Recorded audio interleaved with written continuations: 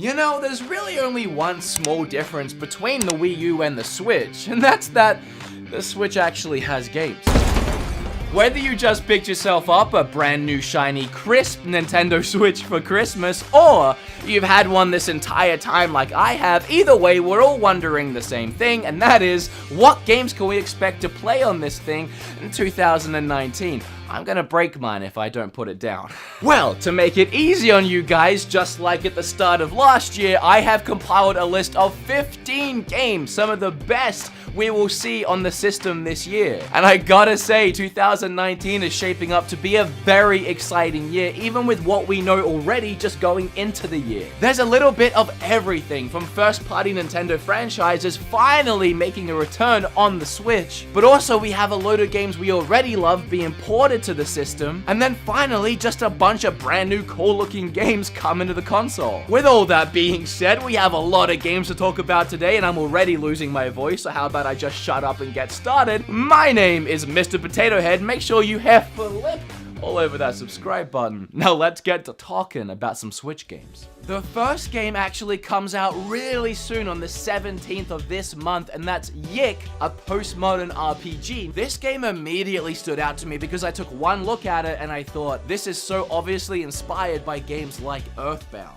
And I love that game. And sure enough, the more I looked into the game, the more correlations I started to draw between the two. Just like in Earthbound, where you use kind of unconventional weapons like a yo-yo or a baseball bat, in Yik you find yourself with similar weapons like a vinyl record. And then last year at PAX South, I actually got to play this game and it blew away my expectations. Very quirky, very unique, and you can tell a load of passion went into this game. And then the day after that, on January 18th, you can finally look forward to playing Travis Strikes Again. For those that haven't played the No More Hero games on the Wii, you're kind of in luck because this game is nothing like those games really. However, I do strongly recommend going back and playing those games. You owe it to yourself. Travis Strikes Again appears to be more of a spin-off title, adopting a gameplay style similar to Fury. And I love the characters and story of No More Heroes, and I absolutely adore the gameplay of Fury, so for me, this might be a perfect mesh. Either way, you can always expect greatness from Grasshopper Studios. They have made some of my favorite games,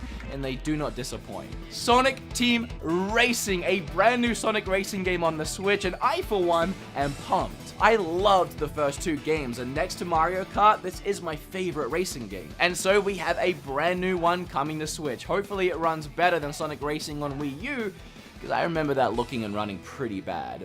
I don't think that'll be the case this time. Yoshi's Crafted World. I can't believe I'm still talking about this game as an upcoming title. I made one of these exact videos at the start of last year for upcoming games, and I put that game in that video because I fully expected that game to be out last year. Everyone did. But here we are, still talking about it as an upcoming game, although we finally have a release date. It's in March. And to be fair, as someone who has played a lot of the Yoshi games, it does look like one of the best ones. I really love the whole gimmick and mechanic of the game, allowing you to flip the world around and then play it backwards. So let's just hope it was worth the wait, and not only 5 hours long like Kirby was. Trials Rising releases in February, and I really want to show this game some support since it's published by Ubisoft, and Ubisoft goes out of their way to support Nintendo, and honestly I usually love Ubisoft games. Mario and Rabbids was fantastic, Zombie U was pretty good, Red still is a game. So while I will admit Trials Rising isn't something that I usually would play,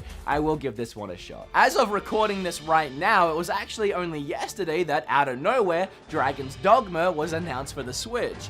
It was also given a release date of pretty soon, April. And that's what I meant at the start of the video by expect secrets and surprises. But at any given time, a game can just be like, hey, I'm gonna be on the Switch in a few months, look forward to playing me. So, Dragon's Dogma Dark Arisen will include all previously released content and DLC. Capcom even promised a revamped user interface that will offer improved screen visibility on Switch. This game was released back on PlayStation 3 and 360, and if I remember correctly, the text was really small and hard to read. And that's playing on a TV, so yeah, if you had it on a handheld system exactly the way it was, I imagine you'd either have to play like this or use a magnifying glass. So yeah, I hope they do revamp that interface. The game does appear to be identical to the PlayStation 3 and Xbox 360 versions way back in 2013, so you are gonna get the full experience. To me, this game kind of looks like what would happen if you took Monster Hunter and Ys 8 and kind of just meshed them together. Sounds cool, right? Well, get it in April then, I guess. I'm Mr. Potato Head. Oh, the long-awaited main series Fire Emblem game releasing in 2019. We're finally able to actually get excited about it because we're in the year. I think this game is going to be huge, so set your sights on it. I'm looking forward to it. Hey, so also in April, we get even more Shovel Knight. After almost 5 years, has it really been that freaking long? The Shovel Knight story is coming to an end. Shovel Knight King of Cards is the 4th and final campaign in the series. It's a prequel to the games starring King Knight on his quest to become king. I mean, this one speaks for itself. It's just Shovel Knight. I don't gotta get you guys excited for it. I know you're on board. If you enjoyed this game, Retro City Rampage, you'll probably also love its sequel that's coming to Switch, no surprise, Shakedown Hawaii. This one is set 30 years after the major events in Retro City Rampage. Yet again, it features an open world, destructible environments, and the 16-bit visuals we fell in love with last time. Here's the thing. If you haven't played these games, if you've never experienced a 16-bit open world game, you really don't know what you're missing. Kinda hard to explain, but it's an entirely different experience. Especially if you're a little older like me and you grew up playing the NES and the Super Nintendo. We never got an open world game in that style. The systems couldn't really handle it. Essentially, imagine taking that first GTA that released on PlayStation 1, bringing it to Super Nintendo and having it back on that system with those graphics. It's a really awesome experience. I recommend playing the first one and getting caught up before the sequel. Hey, remember when all those Final Fantasies were announced to be coming to Switch? Well, we're getting some physical releases for a couple of them. Final Fantasy X and X2 HD Remaster is coming out on Switch this year, as well as Final Fantasy XII. I feel like these games speak for themselves and probably sell themselves, so I'll just say that I'm excited to play Final Fantasy X again. I haven't played the other two, but now's my chance, right? Here's a really interesting one to me anyway, Marvel Ultimate Alliance 3. I remember playing both the first two games. Actually, I 100%ed both of them back on the Xbox 360, and I enjoyed them. Playing them with friends, it was a pretty good time, but I never really thought they were